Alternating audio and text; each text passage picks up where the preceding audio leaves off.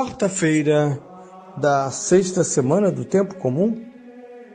Eu sou o Padre Pedro Paulo e começamos agora mais um programa, A Bíblia, no Mundo de Hoje.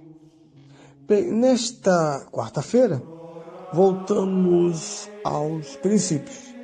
O Evangelho na sua potência original, o Evangelho não está atrelado e dependente da mensagem ou da interpretação judaica, mas não se destaca dela qual divórcio, porque as raízes da revelação, o Deus Uno, estão plantadas e muito bem plantadas na casa do Antigo Testamento, lá para o século IV, meados do século IV. A igreja, alguns membros da igreja, considerados então heréticos, querem dispensar-se da leitura litúrgica, do interesse pelo Antigo Testamento, em particular o teólogo Marcião.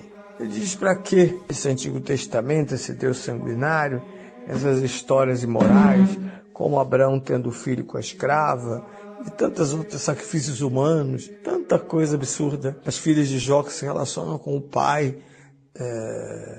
para que a família continue, coisas horríveis para aperfeiçoamento cristão, para a visão ética do cristianismo. E a igreja não só nega, como condena tal hipótese duramente e proclama na prática o que na teoria já estava presente, que é o conceito da analogia da fé, da analogia fidei.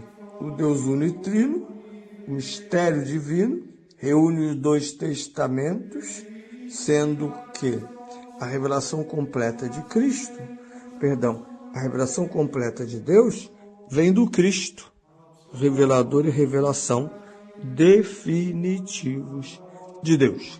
Porque sem os evangelhos não há sentido a profecia, que não se instaura, que não se realiza, porque só em Cristo sabemos da realização e do novo futuro. Na verdade, se o Cristo é o futuro dos profetas da profecia, Cristo agora, mais do que futuro dos profetas, ele é o futuro da humanidade. Não por acaso São Paulo irá dizer, Cristo, nossa esperança. Bem, dito isso, é óbvio que estamos nesse lugar de mudança. E a primeira leitura, que ouvimos nesse domingo, profeta Jeremias, capítulo 17, 5 a 8, versa a partir da visão revelatória inicial, o que significa a esperança. Eis o que diz o Senhor: maldito quem confia no homem e põe na sua carne toda a sua esperança, afastando o seu coração do Senhor. Será como o cardo na estepe, que nem percebe quando chega a felicidade. Habitará na aridez do deserto, terra salobre, onde ninguém habita. Bendito quem confia no Senhor e põe no Senhor a sua esperança. É como a árvore plantada à beira da água, que estende suas raízes para a corrente, não tem a temer quando vem o calor, e a sua folhagem mantém sempre verde. Em ano de estiagem não se inquieta e não deixa de produzir os seus frutos. Uma belíssima profecia, estruturada como São Lucas estruturou o seu evangelho. Bem-aventurados e malditos. Sendo que aqui é o contrário, começamos com os malditos e concluímos com os bem-aventurados.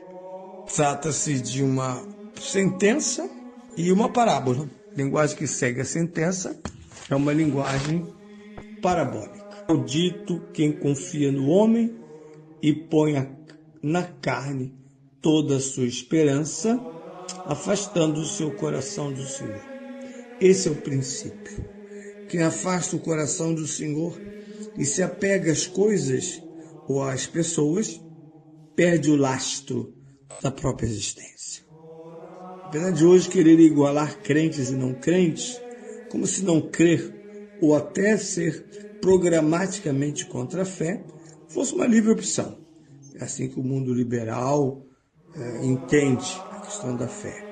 Cada um com a sua fé, e se você não tiver nenhuma, não tem problema. E se você for contra a fé de alguém, dependendo de quem é, também não é um problema, porque não se cansam de perseguir o cristianismo, mas ai de você que diga uma palavra sobre a religião pagã e logo virão furiosos aqueles que nem aceitam mais que se fale de paganismo, porque eles não aceitam o judaísmo nem o cristianismo como religiões da revelação divina.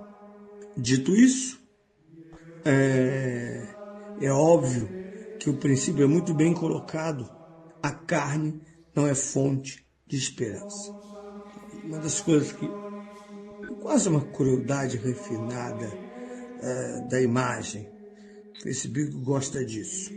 Pega a atriz que hoje completa 87 anos, do lado da sua foto, coloca o seu rosto aos 18, quando estreava no cinema. Outro dia fizeram isso com, não sei se foi aniversário dela, com Brigitte Bardot. Irreconhecível se você tomar como referência absoluta seu rostinho juvenil, que apesar de não ter uma beleza tão evidente, se tornou um símbolo absoluto de beleza, de sensualidade, ao que depois só será recuperado de modo grande, tanto dessa mesma propagandística, como Marilyn Monroe. Ambas as mulheres, elas apresentavam-se como os modelos, assim como Alain Delon, que morreu há pouco tempo. Na atual situação, ninguém que o encontrasse na rua o reconheceria se já não o conhecesse. Então, esta ideia da crueldade da carne, da crueldade do tempo. Por muito tempo, as plásticas e as operações, e as maquiagens, e as fotogenias, isto é, esse trabalho de produção sobre a foto, podem nos manter longe da verdade. Maquiagens fortes, nunca aparecer em público com o rosto de quem acaba de acordar, mas tudo isso não pode e não vai adiar eternamente o envelhecimento, a decadência, a doença e, por fim, a morte.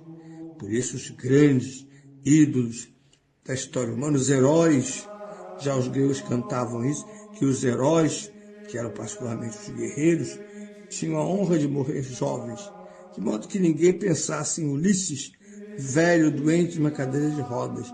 Todos, quando pensavam em Ulisses, o pensavam jovem, produtivo, altivo e vitorioso. Esse é o ideal de um guerreiro grego, né? Greta Garbo, por exemplo, no auge da sua carreira, se afasta, se esconde. E, até hoje, ela é símbolo de um mistério avassalador que inspira tantos jovens atores e tanta gente das artes e do cinema. Bem, dito isso, este é o princípio. Quem põe sua esperança na carne não tem esperança, tem falimento, total falimento, já que, neste caso, isso não é grego, isso é hebraico, a carne se opõe a Deus, porque carne é sinônimo daquilo que se deteriora, daquilo que se estraga, daquilo que morre, ou, segundo uma leitura grega, da atualidade da potência, quando ela esgota todas as suas hipóteses e não há mais o que se esperar.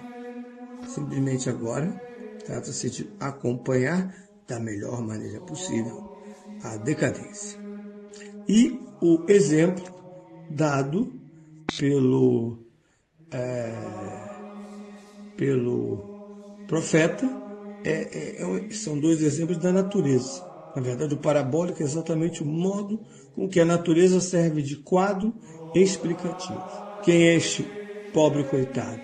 Esse que colocou sua esperança na carne. As imagens são duras. É aquele que habita no deserto, aquele que habita em terra salobra, aquele que não conhece dias bons.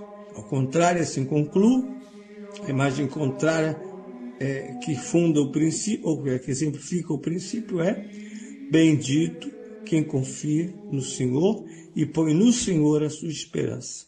Saia a carne entre o Senhor.